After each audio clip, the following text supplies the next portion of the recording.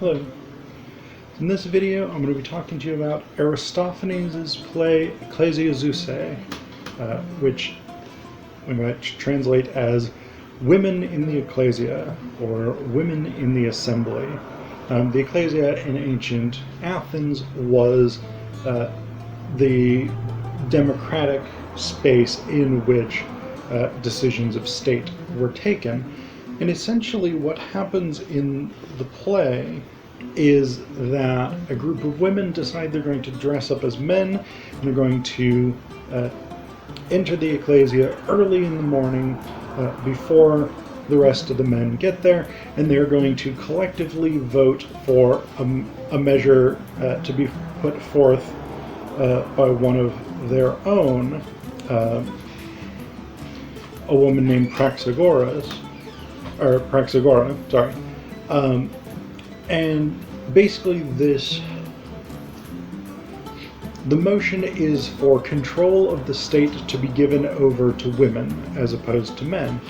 And because they've all sort of collectively joined in on this measure and decided to all vote in support of it, the measure passes. And so control of Athens passes to the women.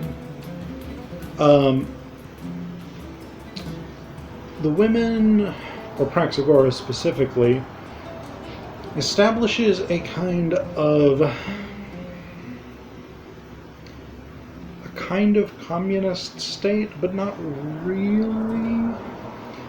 It's built on the idea of the abolition of individual property, both private property and personal property. So for those of you who don't know this Marxian distinction, private property is elements of the means of production, capital, things like this, that are owned by individuals. So factories, agricultural fields, buildings that are rented out by landlords and things like this.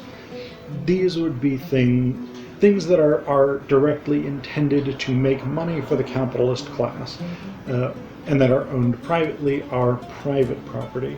Then you have personal property, which includes things like clothes, toothbrushes, whatever pots and pans, whatever kinds of personal things that an individual owns or a family group owns or whatever it is, in order to go about their daily lives. Things that are not directly intended to make money through investment in the capitalist process. So Praxagora and the women intend to abolish both of these things. So we have right off this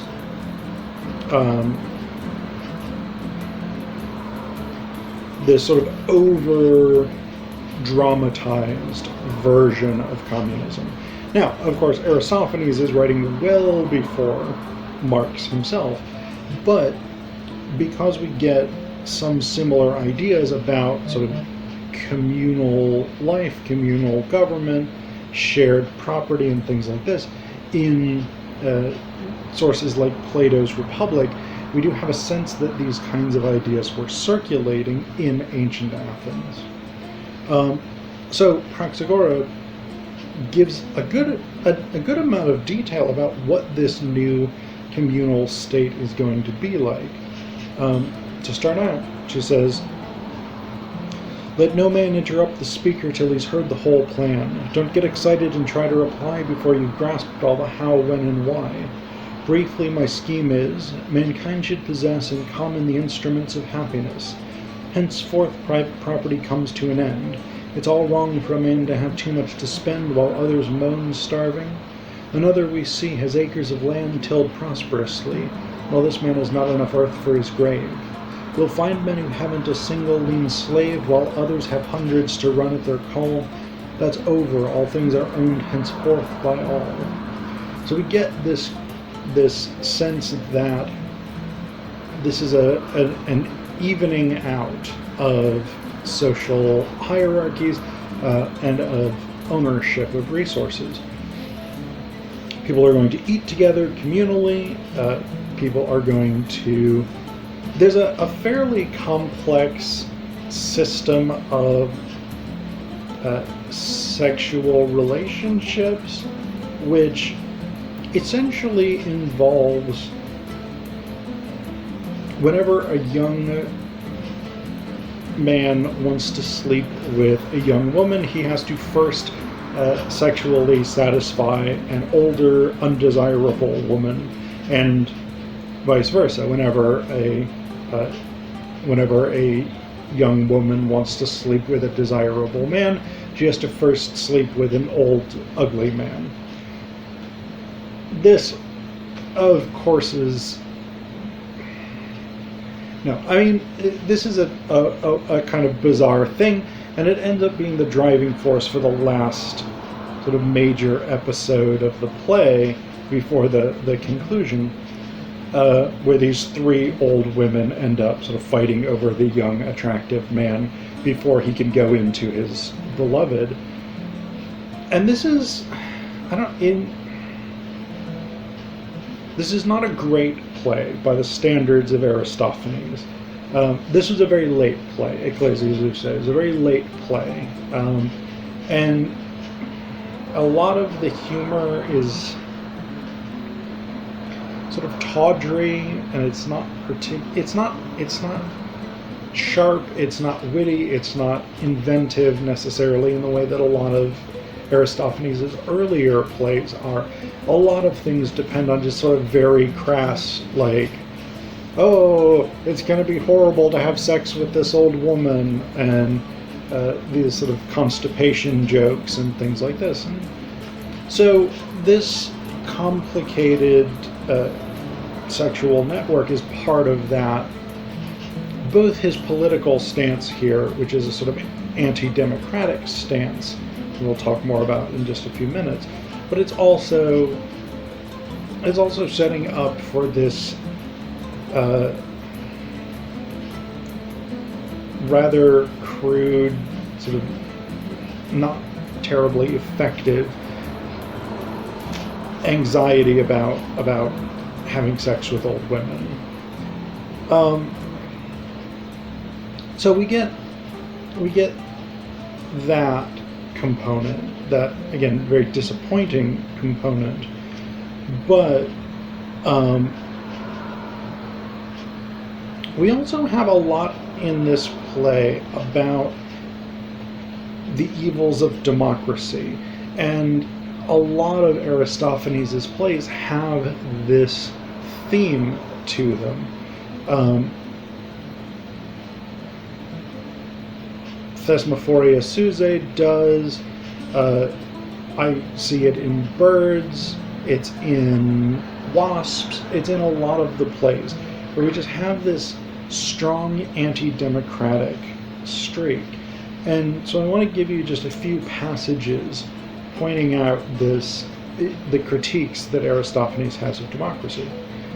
So when the women are practicing to be in the Ekklesia, there's the first woman in Praxagora in this exchange.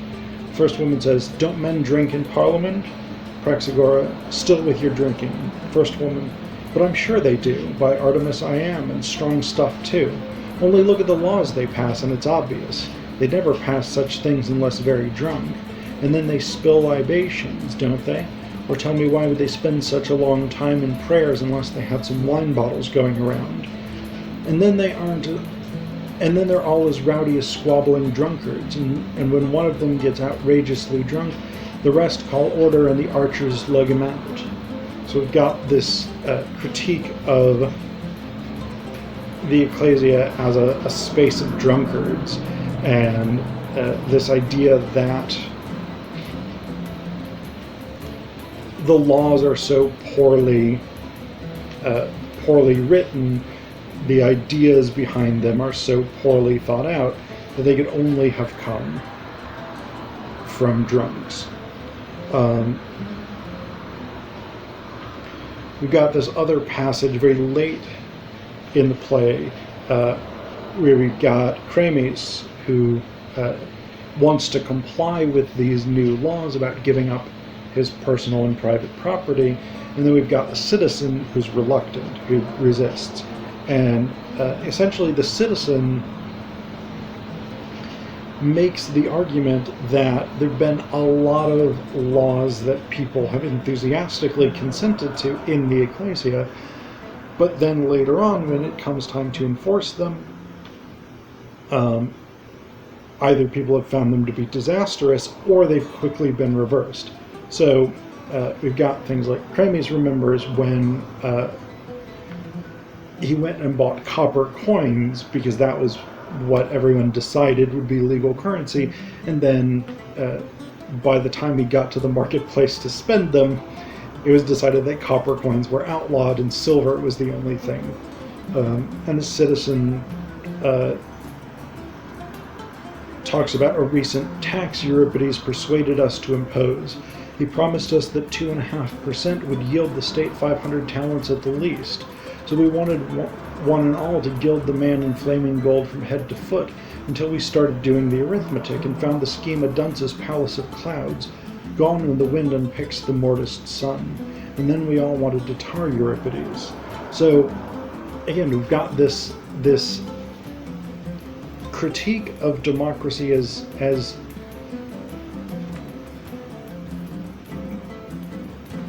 giving the citizens over to these foolish plans that are presented eloquently, and then having them endorse these really bad ideas. The other component of Aristophanes' critique of democracy here is that citizens get paid to attend the Ekklesia, and we see this in other places as well, where he has some critiques of citizens. I think we see this most prominently in Wasps, where there's critiques of citizens getting paid to sit in judgment, which was a key component of Athenian democracy. So Praxagora says, "But you people of Athens are to blame. You draw your doles out of the public store, yet each man's care for the state ends precisely where that salary ends, and so the city staggers shamefully like a Siamos. But trust my counsels, and you may yet be saved, for I propose this law, that we at once put the city's entire rule in the women's hands. Do they not manage households efficiently?" And so that's a really interesting passage, because one, it critiques the paying of salaries to citizens to attend the Ekklesia, which was actually a really important thing, because it ensured that poor citizens were able to take time away from doing things like farming that they needed to survive without too much of a loss. So the reason that salaries were paid was so that Athens was not just run by the wealthy citizens who could afford to take time off from doing whatever their business was to come to the Ekklesia and participate in these debates. But the other thing that's interesting in this passage is at the end, she says, and put at once the city's entire rule in the women's hands. Do they not manage households efficiently? And this is really interesting, because in ancient Greece, the term for household management was oikos. Oikos becomes the basis for the modern term economy. So the origins of economics, or the origins of economy, was actually in household management. And so here we see that idea sort of being carried out. But the last thing I want to say about Ecclesiazusae is that there's a definite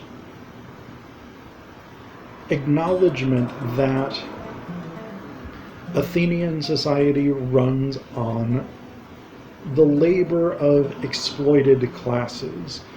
Because at one point, so there's Bleperos, who is Praxagora's husband. He is initially skeptical of this plan, and he says, "But who's to cultivate land?" And Praxagora answers, "That's the task of the slaves. The whole duty the state will now ask from men such as you is to be well anointed with oil, and then go in the manner appointed when dials slant 10 foot the evening shade, sauntering to dinner.